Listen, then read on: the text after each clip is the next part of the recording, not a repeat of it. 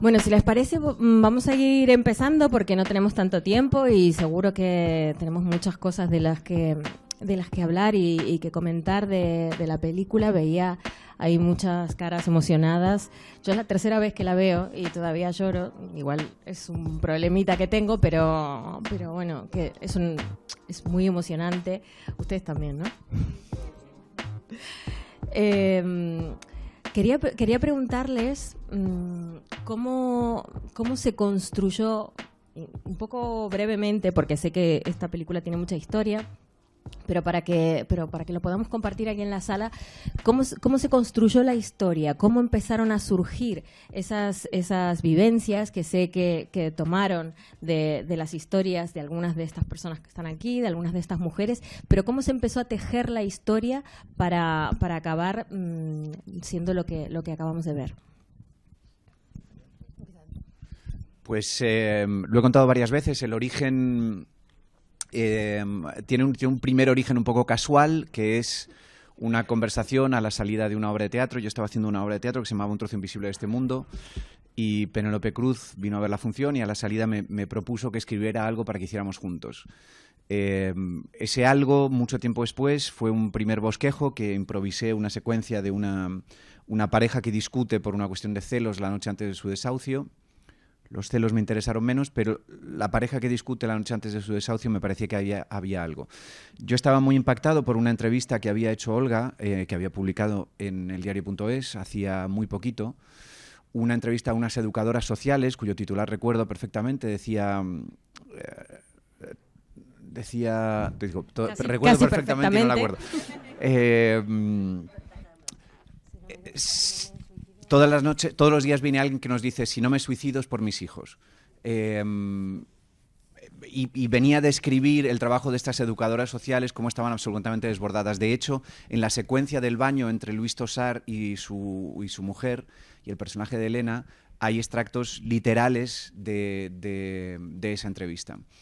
Entonces le comenté a Olga que tenía que pensaba que aquí podía haber algo, y empezamos un periplo de ver familias que estaban viviendo un proceso de desahucios, a hablar con trabajadores sociales, con abogados, con abogadas, y ahí empezamos a armar este puzzle que nació, obviamente, como tenía todavía este germen del encargo de algo para hacer con Penélope Cruz.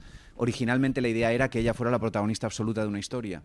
La propia naturaleza de lo que nos fuimos encontrando, del carácter, digamos, necesariamente coral de lo que estábamos viendo, hizo que se fuera construyendo una historia distinta a la que a priori podíamos haber imaginado como idónea para hacer con Penélope Cruz, ¿no? Se fue creando una película coral y porque sentíamos que teníamos la necesidad de hablar como de muchos pequeños aspectos que estaban ahí presentes, ¿no? Alrededor de un desahucio, y terminamos teniendo esa mujer mayor, teniendo la soledad, teniendo un desahucio de una familia, teniendo el proceso de los activistas, digamos, ¿no? Y todas las distintas partes que conforman este proceso, ¿no? Y bueno, pues fue un proceso muy largo de años. ¿Cuántos años desde que empezaron a...? Muchos años. El primer trabajo, a lo mejor, de escritura, o sea, digamos, de investigación, puede ser 2 años y medio, una cosa así. Lo que pasa que ahí entró un problema añadido, ¿no? Que era cómo vender una película sobre desahucios. O sea, una película con Luis Tosar, con Penélope Cruz, con Juan Diego Botto, fantástico, ¿no? Pero cuando llegaba la palabra desahucio, pues había veces que había problemas. Teníamos claro, pero bueno, finalmente se pudo hacer, ¿no? Y Penélope además creyó mucho en el proyecto desde el principio, luchó mucho por ello y no solo se ha conseguido que vaya muy bien la película aquí, ha superado las expectativas con creces, ¿no? Nos lo decía hoy la productora y la distribuidora, sino que además se ha vendido en varios países europeos y posteriormente llegará a plataformas. Bueno, va a tener un recorrido. Ha generado debate, ha salido en las páginas de cultura, ¿no? También se ha hablado de ella en las páginas de sociedad, de política. Nos llama mucho la atención cómo nos escribe mucha gente por las redes sociales diciéndonos: no sabíamos que seguía habiendo desahucios, ¿no? Y eso, de alguna manera, pues yo creo que nos reconforta a todas, ¿no? Y también a las protagonistas de estas historias, que son las que las han inspirado. Hay dos cosas muy rápidamente que queríamos dejar claro en el guión. Una, viendo tantas asambleas de vivienda, es la enorme presencia en esas asambleas de mujeres, una y otra vez, ¿no? El 80% aproximadamente de esas asambleas están formadas por mujeres, que dan un paso adelante. Yo he cubierto guerras y aquí, una vez me decía una persona afectada, aquí tenemos otras guerras que son guerras sin balas. Y en las guerras que he cubierto en el mundo he visto cómo cuando todo se derrumba, las mujeres enhebran codo con codo y sostienen el mundo y crean tejido social y lo mantienen. Y en las guerras sin balas que hay aquí en tantos barrios, ellas también están ahí haciéndolo, ¿no? Y eso es algo que queríamos subrayar, junto con el hecho de la importancia de darle la vuelta a la vergüenza. Es decir, a cualquiera que no llegue a fin de mes nos puede dar vergüenza. Y si nos van a echar de nuestra casa, nos puede dar vergüenza. Nos han educado para eso. Pero muchas veces, la mayoría de las veces, los culpables están en otro lado, ¿no? Es decir, hay mucha gente trabajadora, mucha gente que lucha, mucha gente que ha sido víctima de cláusulas abusivas o que por mucho que dedique todo su sueldo a pagar el alquiler o la compra, no llega. Y hace todo lo posible y busca un trabajo más y no llega. Y esa vergüenza es, pues una losa muy grande, ¿no? Que si se afronta en soledad puede ser muy dura, como hemos visto aquí. Si se afronta en comunidad, a través de las asambleas de vivienda, ahí ellas han sabido darle la vuelta a la vergüenza y entender que la responsabilidad está en otro lado y que hay que buscar respuestas y buscar demandas en ese lado, ¿no? Ese dar la vuelta a la vergüenza yo creo que teníamos muy claro en el guión que tenía que aparecer reflejado de alguna manera. Y queda un poco la apuesta por lo colectivo, ¿no? Digo que en la película queda bastante claro cómo la apuesta por lo colectivo puede ser la clave para, si no salir de una situación, por lo menos no afrontarla y no tomar una decisión muy trágica, que es un poco lo que se plantea y que yo al principio, cuando la vi por primera vez, dije, igual esto es como un poco exagerado, ¿no? Pero bueno, es que luego revisando la hemeroteca para documentarme cuando escribí sobre esto, es verdad que había un caso que había pasado a la vuelta de mi casa. Y cuando hablando con Mati también me decía, yo es que he estado fatal, y lo cuenta en la película, ¿no? O sea, he estado muy deprimida y alguna vez pues me he planteado que no podía más, que no podía pelear más. ¿En qué momento eligen y cómo eligen qué voces, qué partes de estas historias contar y no sentir que la realidad es demasiado incluso para la ficción? Bueno, la realidad, me acuerdo de una entrevista que tuvimos con Elsa en el programa de Carne Cruda, que también retransmitís en el diario.es, y fuimos a esa entrevista y estábamos hablando y comentaban ellos, es muy dura la película, qué dura, es que es una situación muy dura y tal, y lo primero que dijo Elsa cuando le tocó hablar fue, a ver, la película está muy suavizada, la realidad es mucho más dura. Y aunque no lo parezca, porque es verdad y somos conscientes de que es una película muy dura, a la hora de escoger las historias y escoger los relatos, lo que tuvimos que hacer es quitar, porque realmente la realidad es muchísimo más cruel, en el sentido de que lo que tiene la precariedad es la acumulación de cosas. Lo que tiene la precariedad es que en el mismo momento en el que te está pasando tu desahucio, estás viviendo una situación de maltrato y en ese mismo momento tú tienes un familiar o tú mismo con una enfermedad grave, porque son cosas que son acumulativas, que se van acumulando y que no es una cosa que veas en una persona aisladamente, sino que en una asamblea lo que ves es que te llama la atención de, hostia, ¿por qué hay tantos casos de maltrato? ¿Por qué hay tantas enfermedades? ¿Por qué hay tantos chavales con problemas? ¿Por qué hay tanto? Porque son cosas que tienen que ver con esos procesos que se están viviendo. Entonces, una de las cosas que tuvimos que hacer a la hora de contar la historia es quitar a los personajes, quitarles cosas, centrarlos en uno o dos temas. Y luego fuimos, de las mujeres que habíamos conocido, pues pues este poquito de esta mujer, este poquito de esta otra, y mezclando muchas de ellas están aquí presentes hoy, y bueno, pues son fragmentos de la personalidad de una con fragmentos de la personalidad de otra, cosas que nos servían a contar la historia que fuimos sumando. Al final, para llegar a ese lugar que tú señalabas al principio, Natalia, de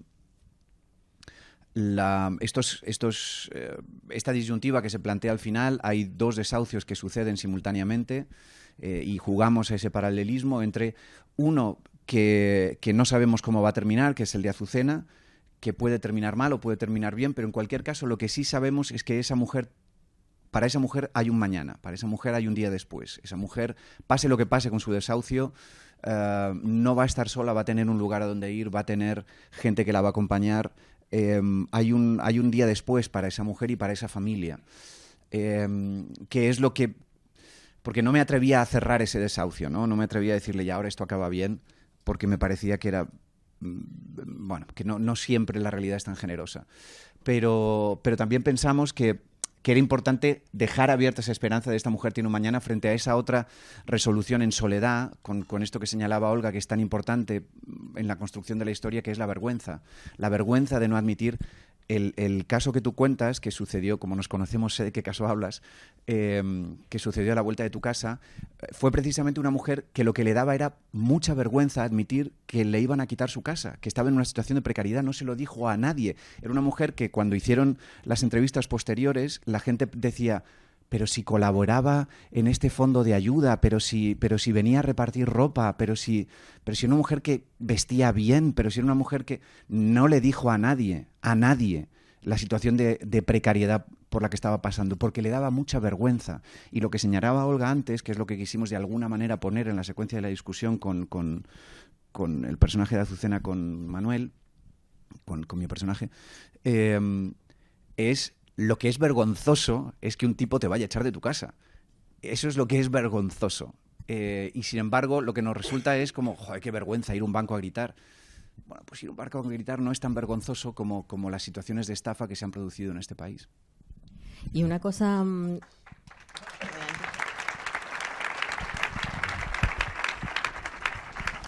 Y una cosa que pensaba mientras Olga decía, claro, mucha gente, los medios, es verdad que hemos dejado de hablar de los desahucios, eso es así, y había en general muy poca conciencia de que esto estaba sucediendo, y también hay una cosa que es que estas historias que vemos, historias que se arrastran desde la anterior crisis, desde 2012, 2013, cuando los medios estábamos contando desahucios todos los días, no terminan de cerrarse. Hay mucha gente que ha tenido sus desahucios, que ha conseguido un alquiler social, que ahora se le acaba o se lo quieren quitar porque esos pisos están vendidos a fondos de inversión.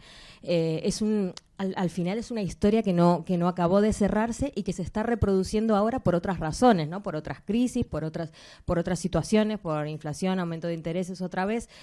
Justo hoy creo que publicábamos en el diario cómo han cambiado los desahucios en los últimos 10 años y cómo antes teníamos muchos desahucios de propietarios por hipotecas, por esto que decías de las cláusulas abusivas y por la gente que tenía un trabajo y lo perdió y dejó de poder pagar su hipoteca, y ahora está pasando eso con los alquileres. Entonces, no sé si... Cuando yo vi la película por primera vez, lo primero que me pregunté fue, ¿pero esto es ahora o está siendo...? Porque la primera imagen te remite mucho a 2012. Entonces, intentaba saber si esto estaba siendo una historia de 2012 o era una historia actual. ¿Esto se lo plantearon cuando hicieron la película, que estuviera sucediendo ahora mismo? ¿Era una de las claves? Sí, por eso en un momento dado mencionamos el año, ¿no? 2020 decimos, o algo así, aparecen varias, 2018, y aparecen, un par de noticias, una con la voz de Javier Ruiz y otra con mi voz, en las que también damos pistas del contexto económico, político y en qué momento nos encontramos, ¿no? Y realmente son pistas en las que se pueden ver que no es 2012, ¿no? ¿Cuál es el problema? Como tú muy bien decías, Natalia, gracias por moderar esto.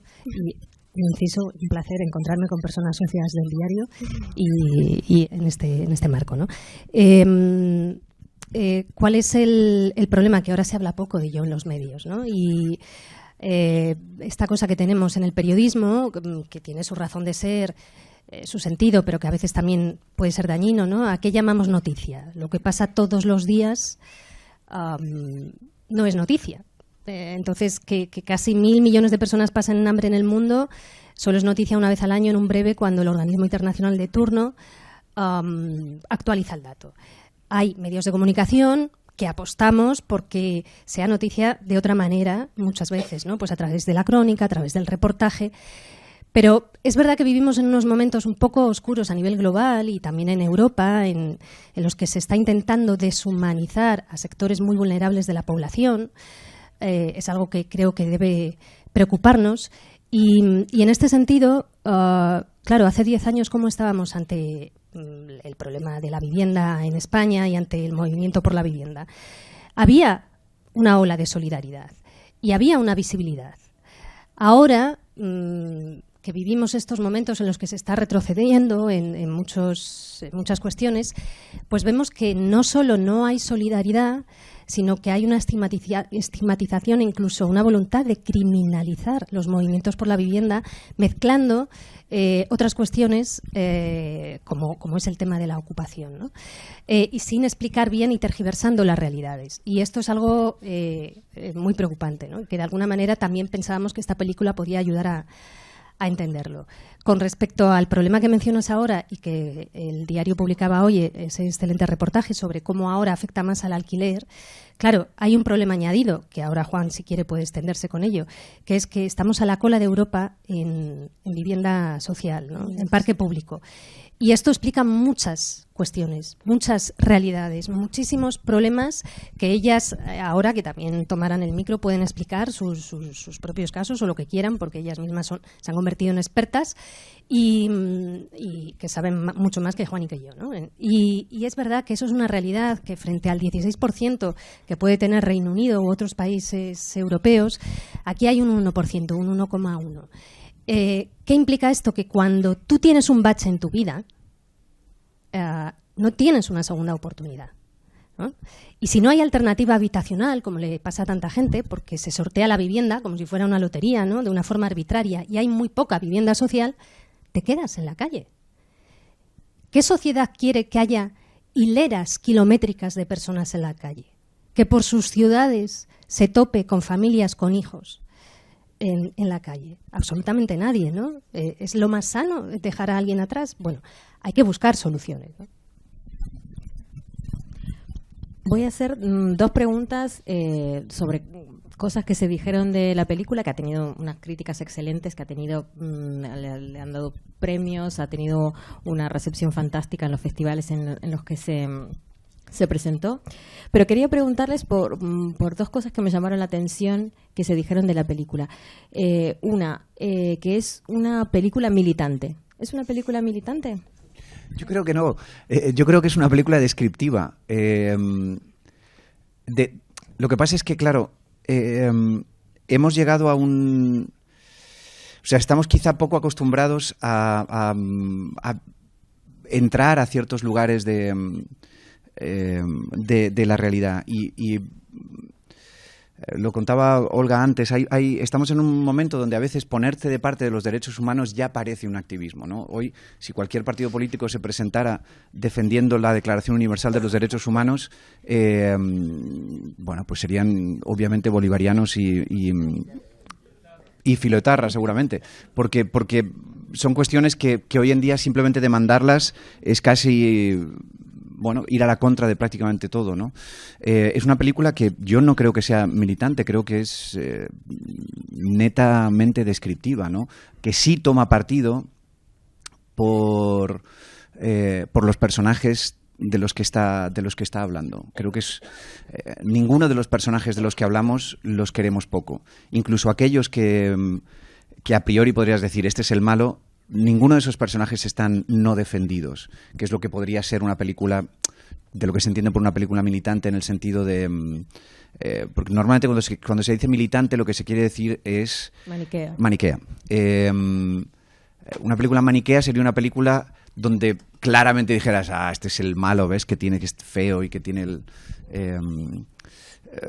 todas las actitudes del malo. Aquí todos los personajes, el personaje de Manuel está defendido, es un personaje que lo quieres en un momento, después tiene sus contradicciones. La mujer que trabaja en servicios sociales, que dices, bueno, es que es fría, pero también después te explicas, joder, no damos abasto, es que ¿qué quieres que haga? ¿Qué esperas? El abogado que dices, es que este es el bueno buenísimo. Bueno, es el bueno buenísimo menos para su mujer, que lo quiere todo el mundo menos como pareja. Dices, bueno, este tío no está nunca, te va a dejar tirado. O sea, todos tienen sus lados brillantes y sus lados oscuros, como tenemos todos los seres humanos. No tengo la sensación de que en ese sentido una película militante es Air Force One. Air Force One es cine político. Casi todo el cine de acción americano que vemos es cine político. Es cine donde pues, la visión de los malvados es muy sesgada, es donde los buenos pueden saltar desde un avión en marcha y subirse a una motocicleta y después, bueno, pues eso sí que es parcial, porque no conozco ningún ser humano que sea capaz de hacer eso. Eso es cine militante. Esto es cine de observación. La campaña atroz de Securitas, auspiciada por todos los medios de comunicación, eso sí que es militante. Seguramente. Fíjate, sobre eso que dices, también se puede reflexionar sobre qué implica ahora contraer el compromiso con un banco de una hipoteca. Implica que en muchos casos ya te están diciendo que al mismo tiempo tienes que contratar tu alarma, ¿no? ¿Qué antipedagogía se está haciendo con ello? Es interesante reflexionar sobre ello. Y la segunda cosa que leí me llamó la atención es que la película, el guión, que está escrito a 4 manos por ustedes, estaba como escrito o desarrollado desde un lugar de privilegio, o sea, como con mucha conciencia social, pero escrito desde el privilegio. Eso, o sea, ¿cómo lo ven? ¿Cómo les sienta ese análisis? No lo sé. En realidad yo creo que habría que preguntar... o sea, realmente es que no sé a qué se refiere con escrita desde el privilegio. Lo que habría que preguntar es a las personas afectadas si creen que la película es fiel con sus historias, si creen que es un relato fiel o si creen... Porque, claro, quiero entender que escrita desde el privilegio significa que está vista desde afuera, ¿no? Desde un lugar que no se aproxima a la realidad, que la realidad es distinta a aquello que estamos queriendo relatar, ¿no? Esta película nace de años y años de convivencia con personas que están viviendo estas historias y desde el mayor respeto a la fidelidad con sus historias, gusten más o gusten menos. Por eso para nosotros el día que tú viste la película era la proyección más importante, porque era una proyección que hicimos donde todas las afectadas y los afectados iban a ver la película por primera vez. Y ahí sí, no en el Festival de Venecia, no en el Festival de San Sebastián, no en el estreno en Madrid, ahí sí es donde estaba la prueba del algodón. Ahí sí que nos podían decir, esto no es así. Esto que habéis contado no es así. No habéis contado esto lo habéis manipulado, esto es mentira, esto lo habéis suavizado. Ahí sí que podíamos no pasar la prueba del algodón. Y por eso Olga y yo estábamos tan nerviosos ese día, ¿no? Y sin embargo, bueno, su opinión, que para nosotros es la más importante en cuanto a crítica, bueno, sintieron que ahora pueden hablar ellas, pero que sus historias se acercaban. Voy a aprovechar que las tenemos aquí. No tenemos mucho tiempo, o sea que les pido brevedad, pero si alguna nos quiere decir cómo vieron la película, cómo vieron esas historias que se estaban contando ahí. ¿Alguna?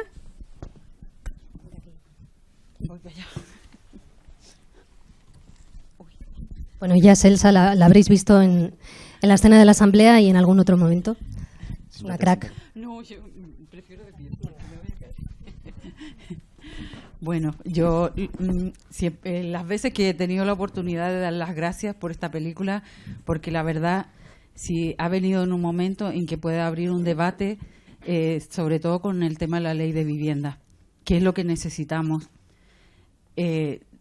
Yo no puedo más que decir gracias, porque y lo que se ha dicho ahí, lo que se ha visto en la película es parte de lo que vivimos, y sí que es verdad que los desahucios son así de tan agresivos, de tan violentos y de tan fuertes, ¿no?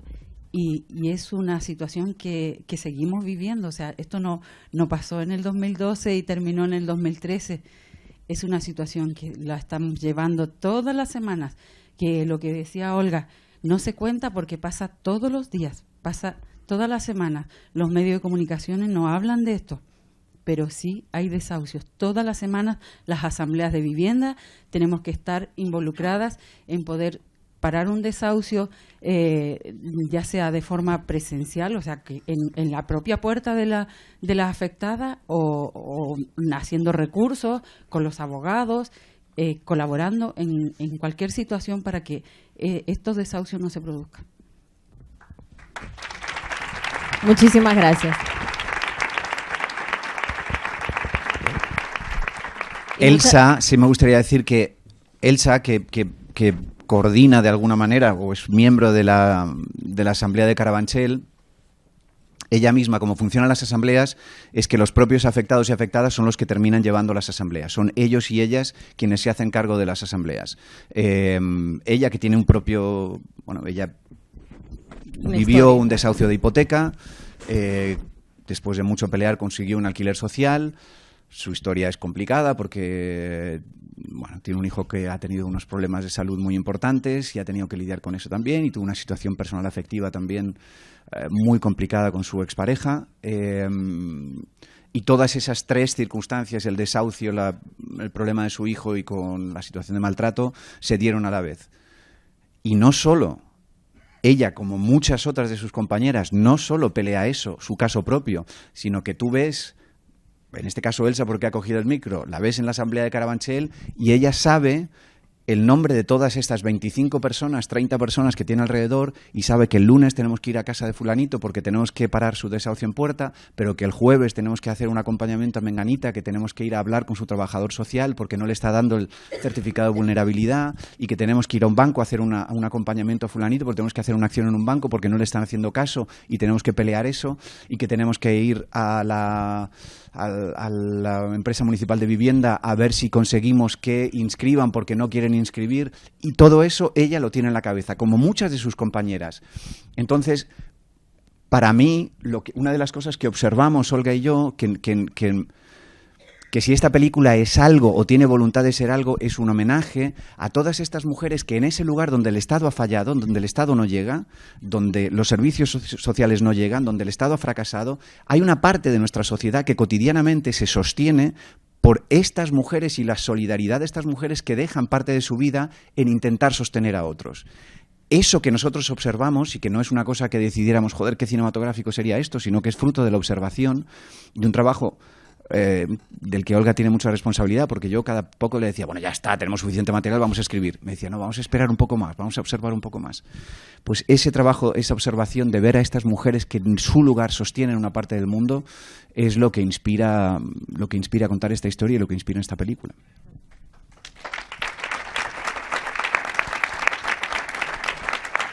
Muy breve, porque quiero hablar con Rosalén también, se nos está acabando el tiempo.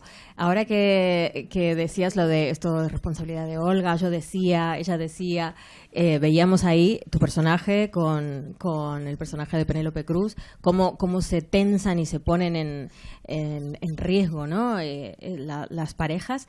¿Cómo fue el trabajo de escribir a cuatro manos una pareja? No debe haber sido fácil, ¿o sí?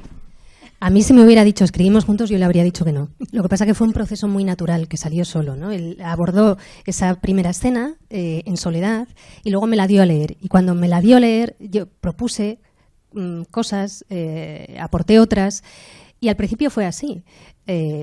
También le sugerí que contactara pues con determinados abogados, abogadas, que fuera tal asamblea, tal otra. Y llegó un momento en el que en todas las... o sea, que la escritura ya empezó a ser a cuatro manos, pero aún no éramos conscientes. Pero ocurrió de una manera muy natural. O sea, a mí, en alguna entrevista nos han preguntado, bueno, pues repetiréis, ¿no? Pues yo creo que no. No sé, a no ser que salga de una necesidad. Porque surgió de una manera muy natural, muy orgánica, en la que realmente, bueno, también nos conocemos mucho, ¿no? Pero en la que realmente fue fácil, ¿no? Encajar todas las piezas y... pues los diálogos, los cambios, si no, pues probablemente no nos habríamos metido en este berenjenal, ¿no? Sí, es verdad que sí, de una forma muy... También estamos acostumbrados al intercambio, ¿no? O sea, yo... todo lo que escribo, ella siempre es mi primera lectora y los primeros cambios surgen de Olga. Ella todo lo que escribe me lo da a leer y yo no le digo nada. Pero bueno, se da esa relación donde por lo menos nos damos a leer mutuamente lo que escribimos. Yo no hago aportes porque no tengo nada que decir, pero sin embargo acepto muy bien los suyos. Rosalén, te encargan la canción de la película. ¿Leíste el guión? O sea, ¿cómo fue? ¿En qué momento? Fue un atraco porque me dijeron, la queremos para antes de ayer. Yo estaba en plena gira, pero bueno, es que mi adoración por los dos y lo que los quiero era como, esto lo tengo que hacer sí o sí. Pero la presión gorda me vino cuando la vi. O sea, yo las veces que he hecho canciones para películas, he tenido la fortuna de ver la película antes que nadie. Y ahora, claro, es la segunda vez que la veía y ahora he visto aún más cosas, ¿no? Y he estado, bueno, os daréis cuenta, si me vais conociendo, tengo una hipersensibilidad gravísima porque lloro todo el rato y me cuesta hasta hablar. Pero esa es la que me hace hacer canciones, menos mal, que compensa por algún lado. Y cuando vi la película, me quedé, claro, como un poquito en shock, llorando mucho rato en el coche y también pensando, a ver cómo cuento yo esto, porque... A mí me gusta mucho en las canciones, sobre todo llevármelo a lo personal y hacer como imágenes que te expliquen de una manera como fácil qué sentimientos puede transmitir. En la canción hay como 3 partes diferenciadas, ¿no? La primera, en la que yo sobre todo me quedé con algo que me dijo Juan de... O sea, esta película sobre todo habla de cómo la precariedad afecta en los afectos. Y ahora yo al verla otra vez, me fijaba en detalles que me parecían golpes durísimos psicológicos, ¿no? Como por ejemplo el niño de Penélope. O sea, hay algunas cosas que además ves como ella se le va la mano y se pone casi agresiva y enseguida se da cuenta y rebaja.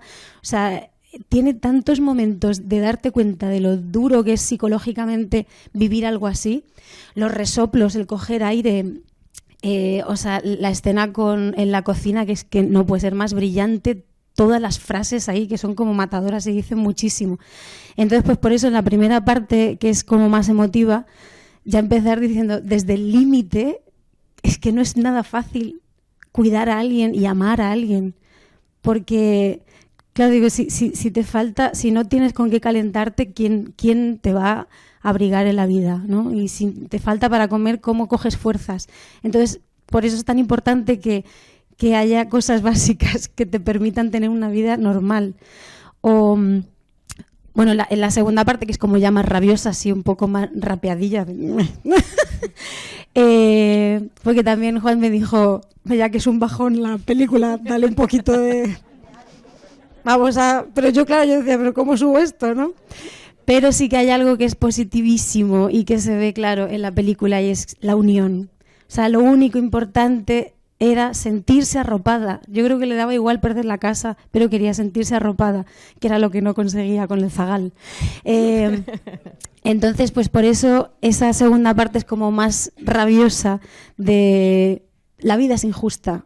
La sociedad y el sistema va encaminado a un lugar que no pinta bien, pero grita, esta vida no es vida, si no es fácil vivirla, ¿no? O sea, yo pienso en la vida que han tenido mis abuelos, mis padres, que hasta pasándolo mal, pues tenían como una tranquilidad dentro de todo y unas cosas esenciales de la vida que eran intocables, y aquí no se ve.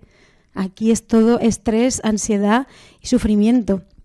Y por supuesto que, pues eso, que lo más importante es tener una red de apoyo donde como te vas a caer, que al menos haya alguien que te sujete. Sí, justo eso iba a decir, ¿no? La sensación de andar sin red, que en cualquier momento te caes y no hay cómo levantarse.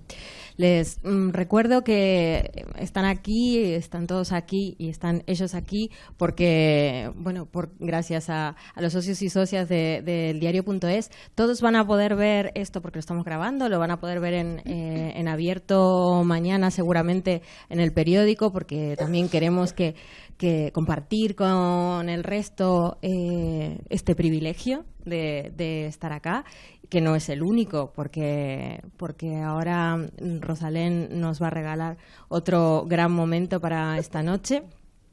Y no sé si se dieron cuenta cuando acababa la película que sonaba la canción y había un coro ahí atrás cantando, y esto es porque esta canción que entonaban aquí las compañeras se ha convertido en una especie de himno, ¿no? para esta gente y para la pelea que todavía siguen llevando adelante. No sé si eso es ya suficiente satisfacción o cómo te planteas la vida de esta canción más allá de la peli. Mira, me lleva sorpresas, sobre todo, claro, yo es la primera vez que puedo hacer un evento con la película, que digo, me lo estoy perdiendo todo, pero tenía muchas ganas y sobre todo de conocerlas a ellas. Algo que les dije que me llamó mucho la atención es que yo he estado ahora casi un mes en Latinoamérica y, por ejemplo, llegué a Santiago de Chile, me vino un niño pequeño cantándomela entera y me decía la madre, es que esta es la historia de nuestro país. Y yo era como, ay Dios mío, las canciones tienen una vida impresionante y nunca sabes a quién pueden arropar, ¿no? Pero yo creo, bueno, en mi caso, y no sé si ellos también lo dicen, lo piensan en el arte y en la cultura, y yo como mi parte psicóloga, sobre todo las canciones me gustan que sean herramientas de trabajo, herramientas que saquen temas a debatir o que te hagan ser un poco más empático, que sirvan para bien. Entonces, ojalá, vamos, y la arropéis bien, os la cantéis siempre, pero sí que tenga la vida que tenga que tener por sí misma.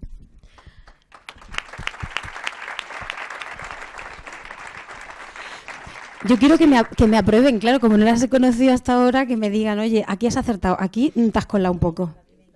O sea, está perfecta. Hombre, perfecta del todo. Cuando yo suelo decir que María, que Rosalén es un ángel, o sea, tenía muy poco tiempo para construir esta canción, muy poco tiempo. La primera maqueta la grabó en un hotel poniendo un colchón para insonorizar un poco, porque o sea, con voz esta de me acabo de levantar y esta noche tengo un concierto, realmente no tenía tiempo. Y cuando nosotros vimos la letra, o sea, realmente es de una precisión, es de esta cosa que tiene la poesía, ¿no? Que puede describir con una precisión quirúrgica cosas muy difíciles de explicar. Y me acuerdo que había una cosa que le dije, ay, esto puede ser un poquito menos... Y me daba vergüenza, con el poco tiempo que tenía, decía además decirle, esto puede ser un poquito menos. Y entonces me dijo, claro, y al día siguiente o esa misma noche de repente me llegan, digo, pero ¿cómo ha escrito esto tan hermoso en horas? En horas. Me cambió la letra, qué fuerte. Qué fuerte. Pero ya que estamos, voy a contar Intervencionismo cómo fue el artístico. atraco, ¿vale? Porque viene, ya lo voy a contar, viene a casa, hacemos un encuentro en casa con ella, que somos amigos, y con otros amigos de fuera. Y viene también Penélope. Y viene un amigo mío puertorriqueño, que es René, de Calle 13, de Residente. Que yo muero por él. Y bueno, ya había más músicos, ¿quién más había? No sé, gente. Guille Galván, de Vetusta, Ismael Serrano estaba, no sé. Pedrito Bueno, Pastor, sí. Óscar Jaenadas, y yo cuando entré ahí casi me muero. Luis Tosar, bueno. Entonces, de alguna manera, yo siempre vi que pero no soy la directora, yo estaba en mis cosas, en periodismo, tal, pero siempre lo comentamos alguna vez y Juan también lo decía, si hay una canción tiene que ser de María. Pero claro, dirigir una peli en tan poco tiempo como se dirigen las pelis en España es una tarea que Juan ya estaba muriendo y encima luego tenía gira teatral. De lunes a sábado rodaban, la escena que hicisteis en la asamblea fueron muchas horas. Y entonces él iba paso a paso y yo iba diciendo, piensa en la canción. Y él ya estaba a punto de tirar la toalla y dijo, yo creo que ya no nos da para la canción. Y llega este encuentro mágico y ella se pone a cantar, como canta, con esta cosa, con un sentimiento, no recuerdo qué cantaste, pero... Y yo veo que Penélope me mira, luego le mira a él y nos vamos los tres a la cocina a conspirar, que era Eso no lo sabía cómo yo. la atracamos, ¿no? O sea, pero nos entendimos a través de las miradas, o sea, Penélope dijo, claramente tiene estamos que todos ser... pensando lo mismo, ¿verdad? Que podíamos haber estado pensando otra cosa, pero sí, Yo estábamos me estoy pensando lo enterando mismo. ahora mismo Y de así esto. fue. Yo pensaba que estaba todo meditadísimo. Bueno, meditado estaba, pero no hasta ese punto de atreverse ellos a abordarte, ¿no? Ay, no, pero por ejemplo a mí no, o sea, me encanta que me cambien la letra. Me refiero, no es una canción mía, es un traje a medida. Entonces tiene que ser lo que tiene que ser para las protagonistas, ¿no? Entonces, para mí no fue nada. De hecho, yo creo que te metí a presión de si hay algo que no te gusta, dímelo, lo cambio, porque no pasa nada. Porque pero mejor que tú. lo que creo que al final se parece más a ti, y eso es lo más bonito. Sí. Que al final la letra que quedó se parece más a ti. Era más explícita y ahora es más poética. Sí. Bueno, estamos deseando escucharla, ¿no? Bueno, muchísimas gracias a todos y a todas. Muchísimas gracias a ustedes por venir. Y a ustedes, por supuesto. Muchas gracias. Bueno, eso va a sonar muy diferente a la original, ¿vale? Pero así, más...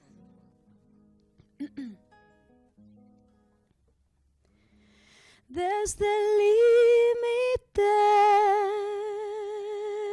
no es tan fácil cuidarte. Si nos falta el calor, ¿quién abrigará este viaje? Si nos falta el pan, ¿quién nos dará las fuerzas? ¿Quién nos dará esperanza? ¿Quién todos los motivos para apretar los puños y deshacer la piedra de este muro?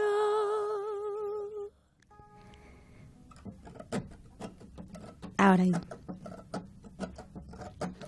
Otra vez que se tiñe de oscuro el sendero por andar. Las llamas de mi fuego nos impiden respirar.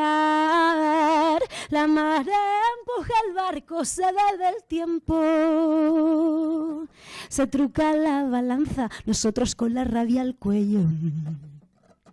Invento instrumento nuevo para aplacar el miedo. El grande se come al chico y sobrevive el fiero. Reconozco en tu mirada mi misma desesperación. Tejamos redes nuevas, la fuerza será nuestra unión. A ver, grita, esta vida no es vida. Si para acabar el día tengo que pelear. Lucha porque tu voz se escucha y sonará potente si es en comunidad. Suerte que el alma está valiente y siempre va de frente con fuerza y dignidad. La, la, la, la, la, la, la, la, la, la, la, la, la, la, la, la, la, la. Grita, esta vida no es vida, si para acabar el día tengo que pelear. Lucha porque tu voz se escucha y sonará potente si es en común.